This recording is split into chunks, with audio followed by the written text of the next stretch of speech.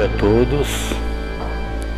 Hoje a responsabilidade de trazer as notícias de André Luiz é nossa.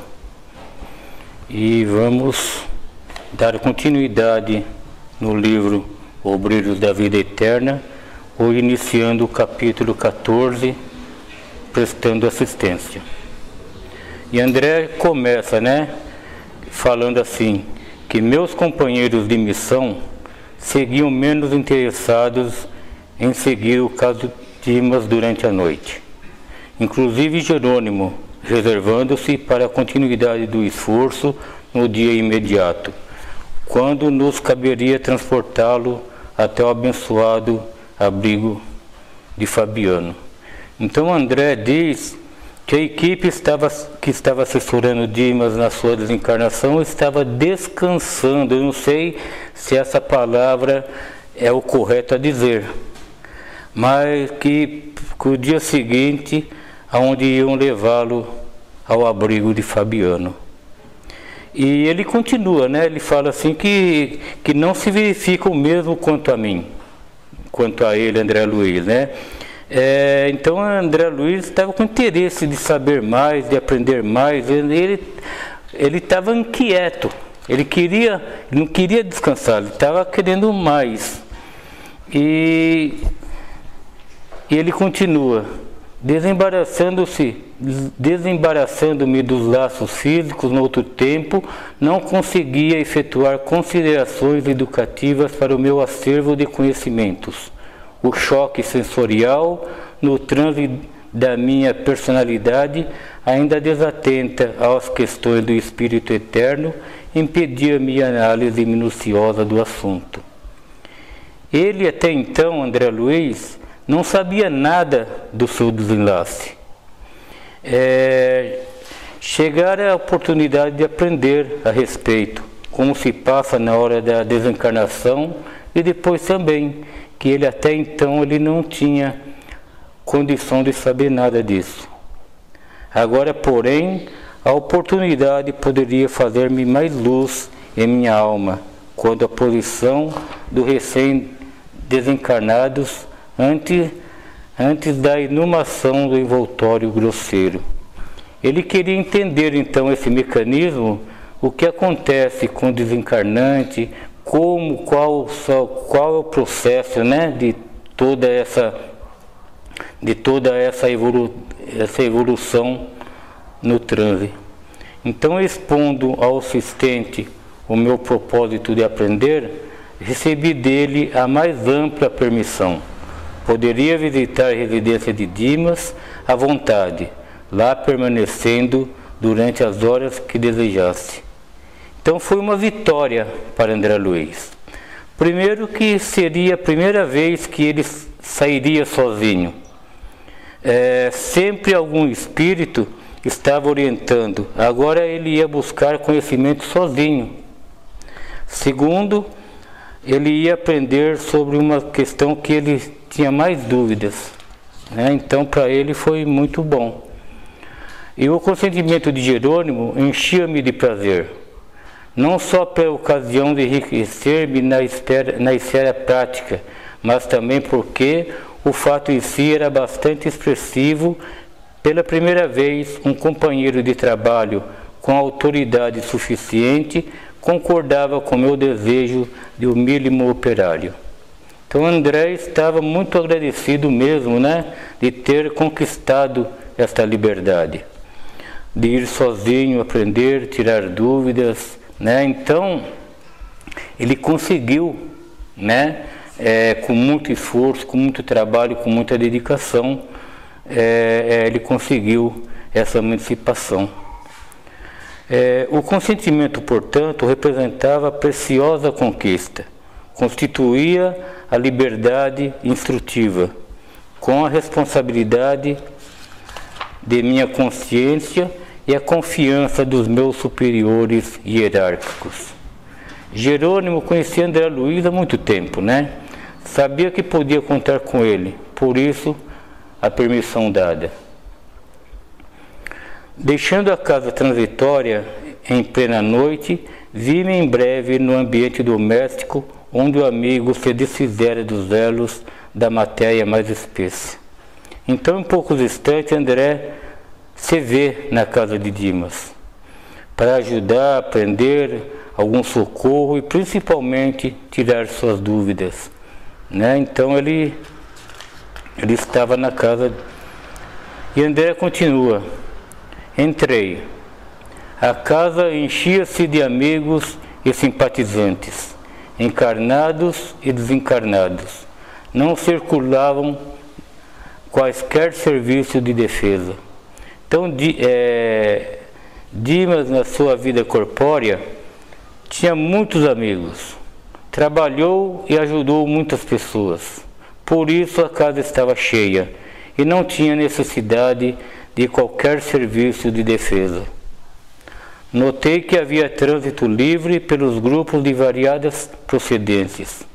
Todos estavam ali, com o propósito de ajudar, fazendo que com o ambiente se fizesse propício ao nosso amigo Dimas, né? E aí André Luiz diz: em acuado recanto, ainda ligado às vísceras inertes pelo cordão fluídico prateado, permanecia Dimas no regaço da genitora, ao pé de dois amigos que cuidadosos o assistiam. Ainda o deslilaço de nosso amigo Dimas não havia terminado. Estava com ele a mãe e dois espíritos cuidando do nosso irmão. A nobre matrona reconheceu-me comovida, apresentando-me aos companheiros presentes. Então a mãe de Dimas, muito comovida, né, apresentou a André os dois amigos que estavam ali zelando por eles. Um deles, Fabriciano, acolheu-me prestativo, interessando-se pelos informes atinentes ao deslilace. Relatei-lhe os trabalhos pormenorizadamente. Em seguida, o interlocutor passou a explicar.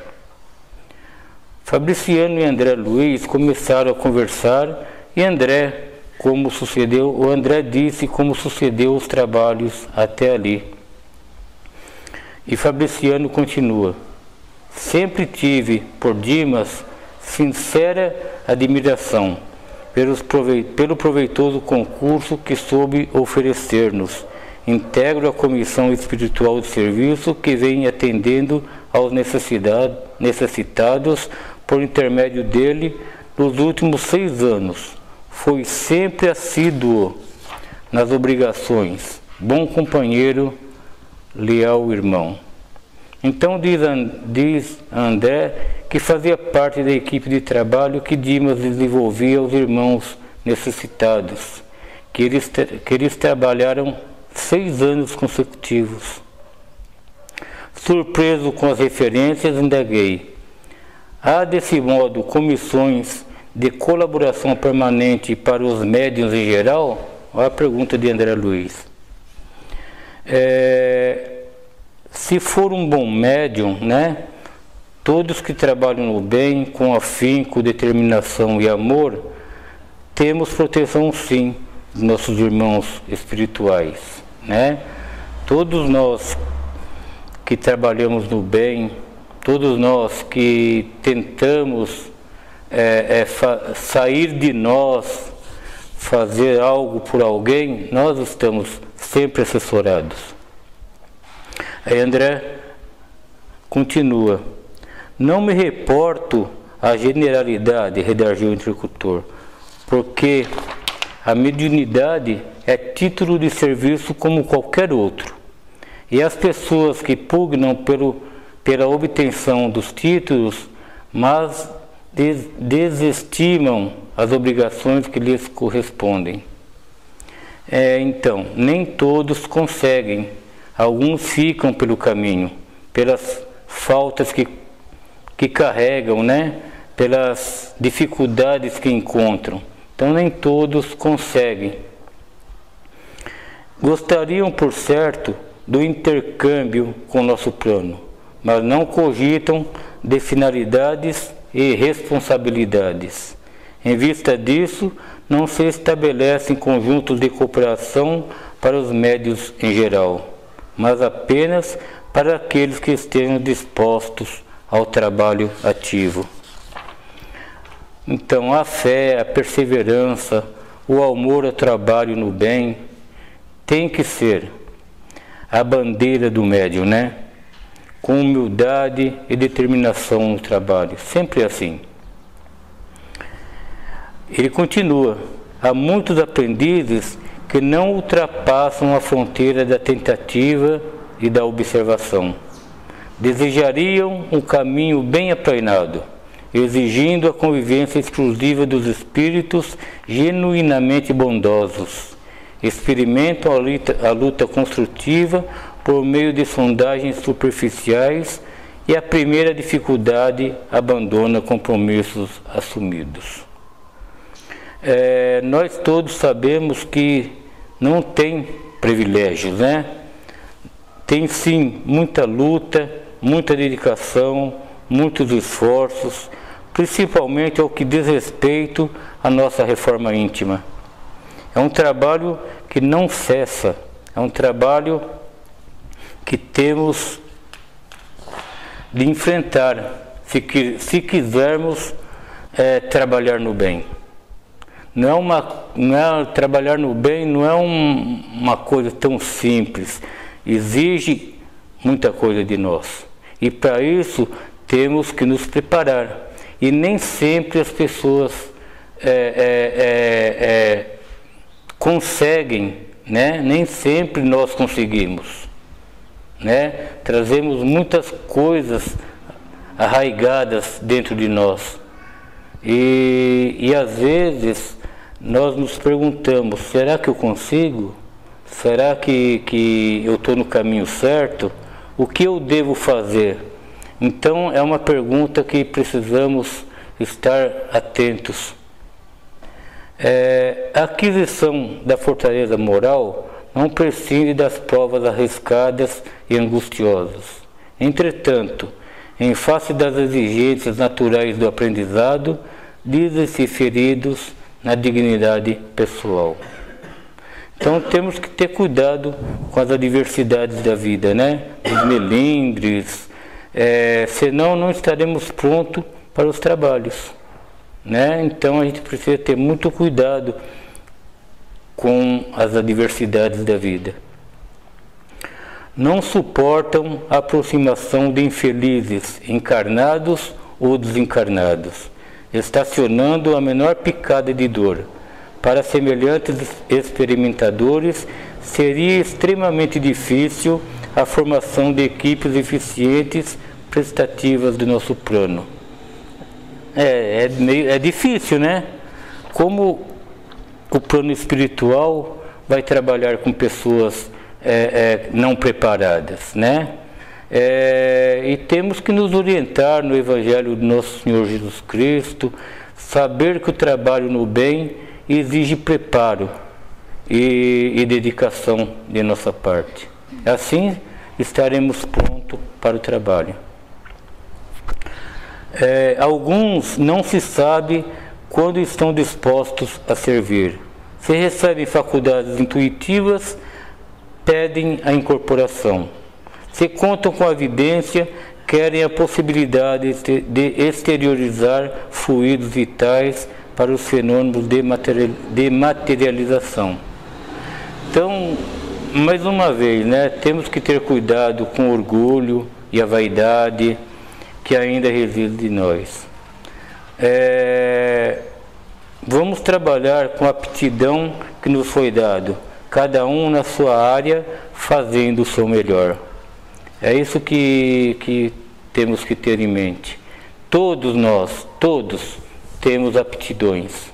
Precisamos desenvolver, precisamos colocar em prática, mas não visando que o outro tem, que ele é melhor do que eu, o outro melhor. Não, vamos fazer o nosso melhor. É sempre assim. E André escutou tudo isso e ele agradeceu, né, registrando a nobreza da alma, passei as considerações íntimas acerca da tarefa que levaram até ali.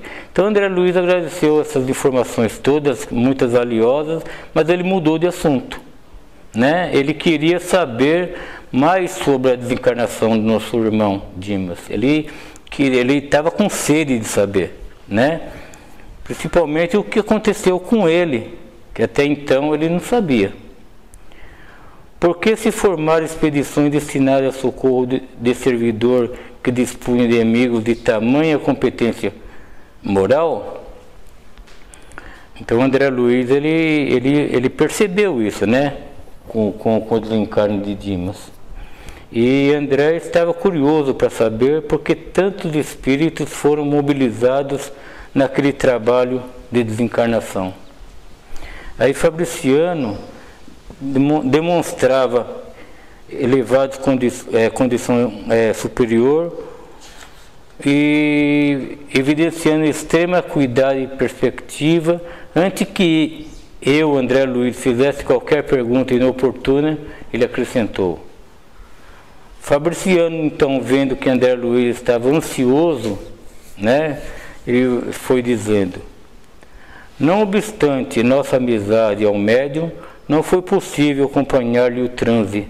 Temos delegação de trabalho, mas no assunto entrou em jogo a autoridade de superiores nossos que resolveram proporcionar-lhe repouso, o que não nos seria possível prodigalizar-lhe caso viesse possível diretamente para nossa companhia. Então nosso irmão foi sim amparado por muitos espíritos superiores, mas Fabriano disse que não acompanhou o seu amigo no transe inicial, que tinham trabalhos a ser feitos e ele não estaria presente, não foi possível. E a palestra conduzia-me a interessantes ângulos do problema da morte.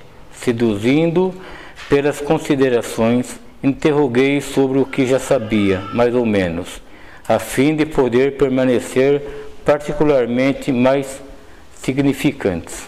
Então André Luiz, médico, cientista, né, queria saber mais, e a graças de tudo isso, hoje temos essas inúmeras informações, né?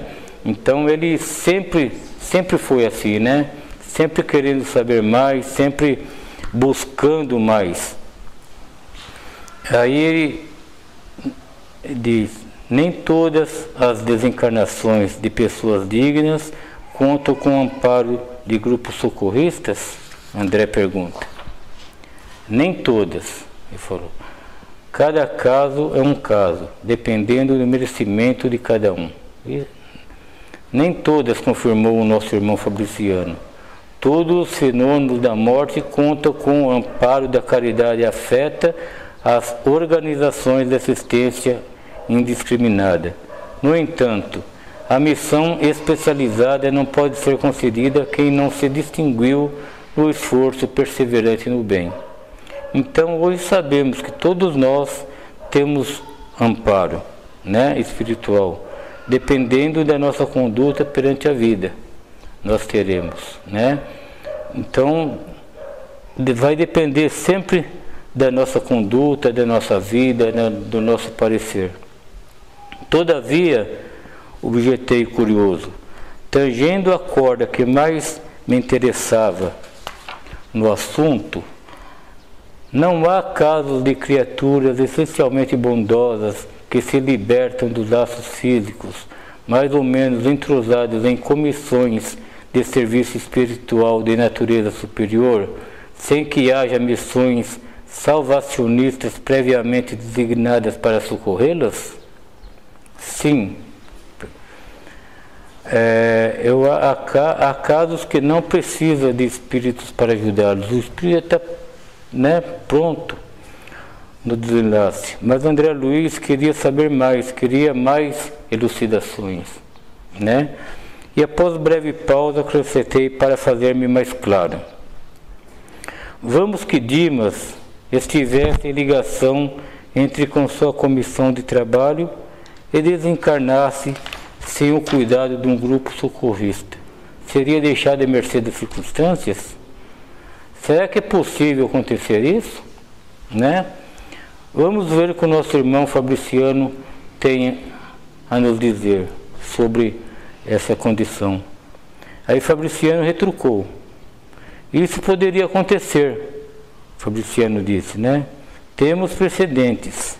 De maneira geral, ocorrem semelhantes casos com os trabalhadores aflitos por conseguir de qualquer modo a desencarnação, alegando necessidades de repouso. Muitas vezes, no fundo, são criaturas bondosas, mas menos lógicas e pouco inteligentes. Olha só. Fabriciano disse que isso pode acontecer sim, né? Mas com os irmãos que querem a desencarnação, que desistiram da vida, né? Que não querem mais, né? Por um motivo ou outro. E Fabriciano deu um exemplo que respeitável senhora, pelas disposições sadias que demonstrou no campo da benemerência social, foi ligada à dedicada corrente de serviço organizada por amigos nossos, verificando-se, contudo, pequenas rusgas entre ela e o esposo. E tendo conhecimento da imortalidade da vida, além do sepulcro, desejou a pobre criatura ardentemente morrer. Olha que caso, né? A mulher, ciente da imortalidade da alma, pensou: eu desencarno, vou para o lado de lá, o meu esposo fica aqui encarnado e eu desencarnado lá, acabou o problema. Foi isso que ela pensou, não foi? E fica livre do problema. Aí, tolas leviandades do marido bastaram que maldissesse o mundo e a humanidade. Não soube quebrar a concha do personalismo inferior e colocar-se o caminho da vida maior. A nossa irmã foi muito infeliz, né, na ideia de se ver livre de um problema dessa maneira. Já pensou se todo mundo pensa assim, né? Que situação, né? Então, pela cólera, pela intemperança mental, criou a ideia fixa de libertar-se do corpo de qualquer maneira, embora sem utilizar o suicídio direto. Tem que estar muito angustiada, né, para chegar nessa conclusão. Ela vai acarretar a ela muitos sofrimentos. E ela conheceu os amigos espirituais a que se havia unido, mas longe de assimilar-lhe ajuizadamente os conselhos. Repelia-lhe as advertências fraternas para aceitar tão somente as palavras de consolação que lhes eram agradáveis, dentre as admoestações salutares que lhes endereçavam. Ela estava realmente determinada nessa ideia, não acolhendo os conselhos dos nossos amigos espirituais. Tirando um parêntese, nós também, quando passamos por problemas, nem sempre a gente dá ouvidos à nossa intuição, a um amigo, a outro amigo. A gente se fecha, nós nos fechamos nos nossos problemas. E na maioria das vezes que nós nos fechamos aos nossos problemas, nós nos damos muito mal. Na maioria das vezes que nós tivermos uma ideia fixa, vamos tentar dissipar tudo isso. Vamos buscar ajuda, vamos pegar um amigo que a gente mais simpatiza, vamos abrir a nossa mente, vamos fazer orações, vamos pedir ajuda ao plano espiritual, mas não vamos nos fixar numa ideia. Porque na maioria das vezes, quando a gente se vê sozinho, e se a gente a gente se fecha, a gente faz coisas erradas. E tem muitas coisas que ainda dá conserto. Tem muitas coisas que não dá. No caso da nossa irmã, né? E ela tanto pediu a morte, insistindo por ela entre a mágoa e a irritação persistentes, que veio a desencarnar, em manifestação da icterícia complicada com simples surto gripal. Tratava-se de verdadeiro suicídio inconsciente. Nossa irmã, com essa ideia fixa, ela deu guarida aos nossos irmãos inferiores, né? Até que conseguiu a desencarnação de uma maneira muito triste, né? Mas a Fabriciano continua: mas a senhora, no fundo, era extraordinariamente caridosa e ingênua. Não se recebeu qualquer autorização para conceder-lhe descanso e muito menos auxílio especial. Então, temos aí dois casos, né? O caso do nosso irmão Dimas e esse caso da nossa irmã que quis de qualquer maneira desencarnar. Aí acabou as dúvidas, né? Se nós tínhamos alguma dúvida, quem tem amparo e quem não tem amparo, tem aí dois casos para a gente analisar. E a gente sabe que cada caso é um caso, né? Segundo o nosso merecimento. E aí continua que os benfeitores da nossa esfera, apesar de eficiente intercessão em benefício da infeliz, somente puderam afastá-la das vísceras cadavéricas há 2 dias, em condições impressionantemente e tristes, não havendo qualquer determinação de assistência particularizada por parte das autoridades superiores. Veja, mas mesmo assim ela foi ajudada, né? Houve uma intercessão por parte dos amigos espirituais e ajudaram-na, né? E por que não seria aconselhável entregar ao sabor da própria sorte, em face das virtudes potenciais de que era portadora? O diretor da comissão de serviço, a fim de se filiar à Imprevidência Amiga, recolheu-a por espírito de compaixão em plena luta, e ela foi de roldão a trabalhar por aí ativamente em condições mais sérias e complicadas. Por imprevidência e por falta de fé, com essa ideia fixa, ela jogou a encarnação fora, devido aos problemas, e acarretou muito mais sofrimentos. E a elucidação atingira-me fundo, disse André Luiz, né? Informar-me sobre o que desejava. A lei divina, de fato, é perfeita em seus fundamentos. É igualmente harmoniosa em suas aplicações. Fabriciano, estampando o belo sorriso, aduziu: não frutifica a paz legítima sem a semeadura necessária. Alguém, para gozar do descanso, precisa antes de tudo merecê-lo.